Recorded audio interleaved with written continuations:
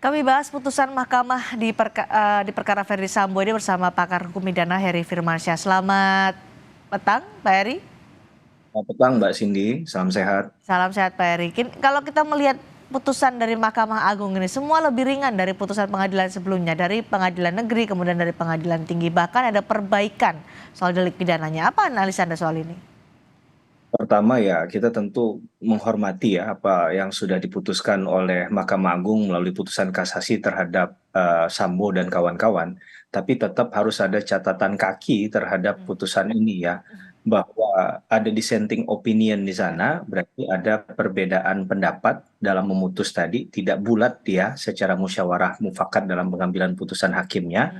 Kemudian kita juga harus melihat bahwa kalau ada perbedaan pendapat ini kita kembalikan ke dalam konteks pasal 14 ayat 3 Undang-Undang 48 tahun 2009 kekuasaan kehakiman, bahwa putusan yang berbeda pendapat itu wajib dimasukkan ke dalam putusan. Masalahnya kita belum menerima atau membaca mengetahui lebih jauh salinan resmi terkait dengan putusan kasasi baik Sambo maupun yang lainnya. Jadi Ya. kita sebut kawan-kawan tadi.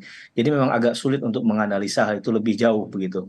Tapi dalam konteks bahwa selain ada katakanlah ada tadi dissenting opinion, ada juga disparitas putusan di situ, Mbak Cindy, yang tadi Ya. ya, misalnya disebutkan Sambo yang harusnya pidana mati jadi seumur hidup kan, padahal pengadilan tingkat pertama negeri dan pengadilan banding tinggi itu sama bacaannya, sama-sama memutuskan bahwa putusannya adalah pidana mati. Nah, dalam konteks koreksi seperti ini yang dilakukan oleh MA, ini kan yang menjadi bahasan tadi adalah disparitas putusan. Maka penting adanya pedoman pemidanaan atau penjatuhan pidana oleh hakim di dalam hukum acara pidana kita ke depan, ya. Hmm. Mhm. Eh, ada kejahatan yang sama dalam keadaan serupa, tapi kehukumannya kok bisa berbeda. Ya. Maka itu kemudian keadilan dalam konteks yang non yudisial, saya katakan dalam konteks yang lebih sosiologis, Mhm. ya. Jadi masyarakat bertanya-tanya, ini sebenarnya mana yang sudah mencerminkan atau menunjukkan nilai keadilan bagi masyarakat ataupun korban? Apakah di PN, di PT, Mhm. atau di kasasi Mahkamah Agung ini yang benar? Karena kalau kita bicara dalam lingkup kan, MA ini kan masuknya kepada judex juris ya, dia Ya. bicara penerapan hukumnya saja. Tapi apakah ketika bicara dalam konteks judek faksi di pengadilan tingkat pertama dan pengadilan tingkat banding, yang bicara tentang fakta yang kemarin juga disiarkan secara luas Mhm. lewat ya, apakah itu kemudian ada hal yang salah? Karena kalau kita lihat kalau kita bicara ada kekeliruan atau kekhilafan hakim misalnya, Ya. pengajuan kasasi ini, kita kan pasti akan merujuk pada putusan kemarin. Nah, Mhm. apa yang bagian mana yang kemudian apa yang sehingga membuat bisa mendasar gap kesenjangan dalam putusan ini kan? Contohnya Putri Chandrawati dari Ya. 20 tahun Jadi menjadi 10 tahun ya, 10 tahun. tengah dari hukumannya. Heeh. Bagian yang salah dalam konteks tadi, dan kemudian juga mana yang kemudian bisa dijelaskan kepada publik pendekatan hukum secara logika hukum yang benar. Mhm. Karena ini yang perlu transparansi semacam ini yang apa ingin didengar oleh publik begitu Mbak Cindy. Karena juga ada perbaikan tindak pidananya dari bersama-sama kemudian turut serta begitu ya, Pak Ya, Heri? itu betul, Mbak Cindy. Itu yang juga yang menarik sebenarnya. Sejauh mana tadi saya katakan sebenarnya kan batasan untuk bisa mengkoreksi Mhm. putusan bawahnya tadi kan, ya.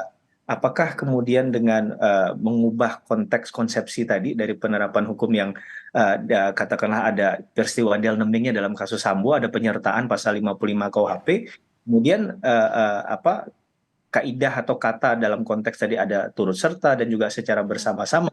Ini kemudian menjadi lebih jelas penerapan hukumnya atau tidak. Karena bisa saja orang beranggapan bahwa di awal di kasus sidang pengadilan yang kita ikuti di Iya. PN, ya, itu kan jelas ada mastermind-nya, Iya. begitu ya. Mhm. Mhm. Karena di sana aktor intelektualnya juga beberapa dari keterangan saksi yang juga menjadi terdakwa yang sama dalam perkara tersebut Mhm. memberikan keterangan atau informasi yang menjurus kepada satu orang, gitu kan? Mhm. Verdi Sambo. Nah, ketika dikatakan bersama-sama, seakan-akan ini semua punya kualitas yang sama.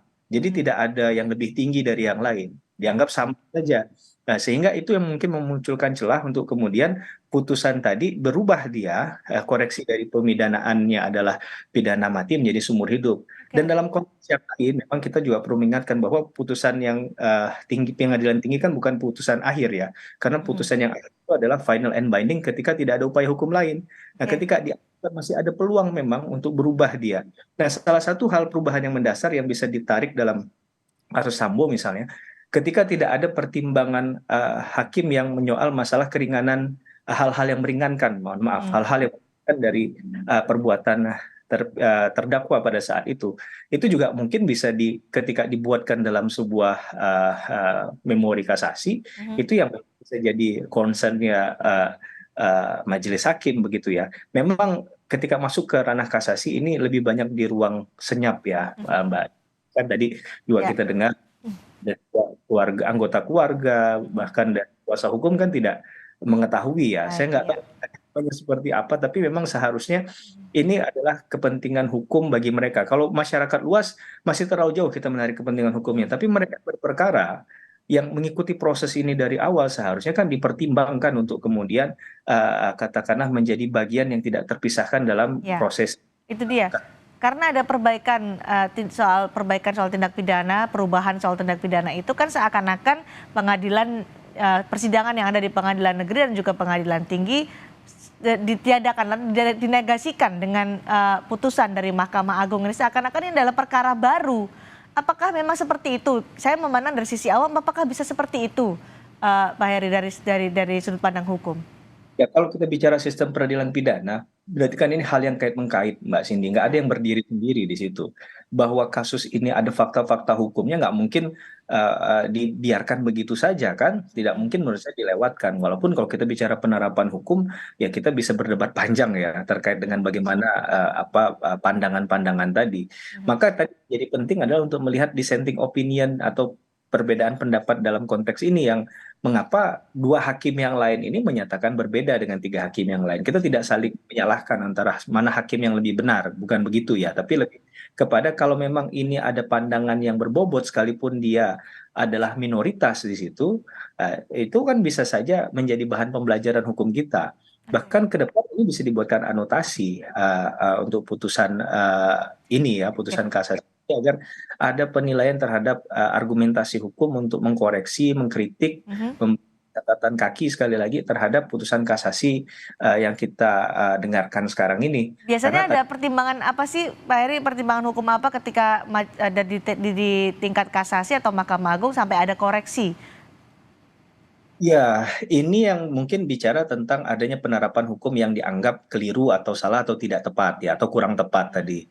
Atau mungkin juga ada kekhilafan hakim dalam konteks ada fakta yang tidak dipertimbangkan, bagian yang tidak Baik. dipertimbangkan, pada waktu dipertimbangkan itu bisa saja merubah putusan sebelumnya yang Mhm. seharusnya tadi pidana mati jadi seumur hidup.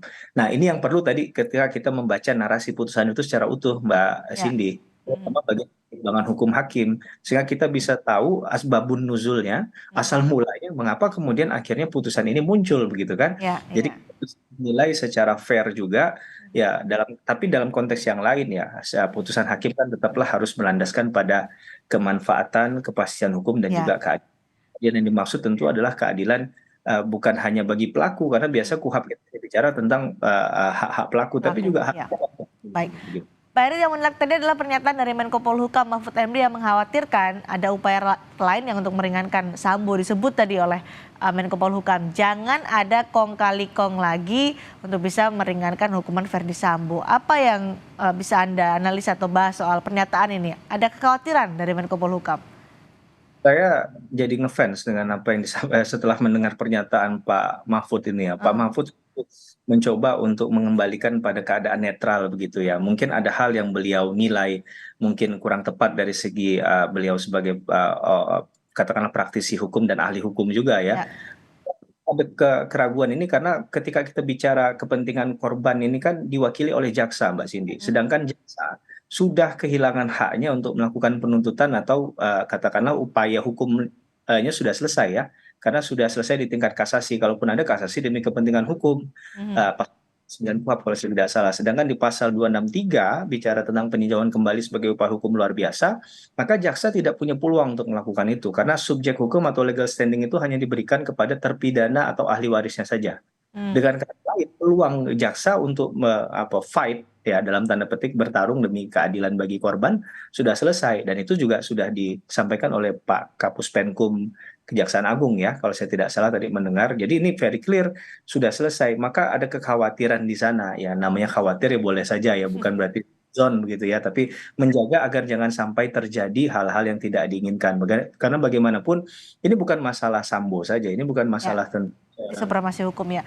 Ah, tapi juga bagi kepentingan banyak orang di baik. negara ini. Pak Ferry, apa masih ada upaya hukum lain yang bisa meringankan Sambo?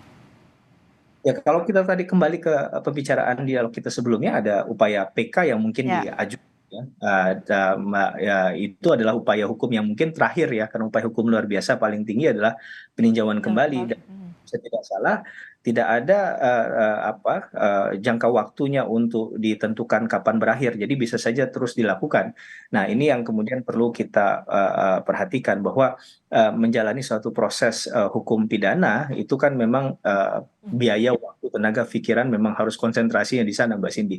Jadi ketika ada komitmen tanpa konsistensi pun, saya rasa ini juga bisa menjauhkan dari nilai keadilan, karena ketika ini tidak diproses, tidak dikawal, proses yang berjalan tidak dikawal, maka kemungkinan yang dikhawatirkan oleh Prof. Mahfud tadi itu terjadi. Ya, mudah-mudahan itu tidak pernah terjadi ya dalam kasus apapun, bukan hanya kasus Sambo.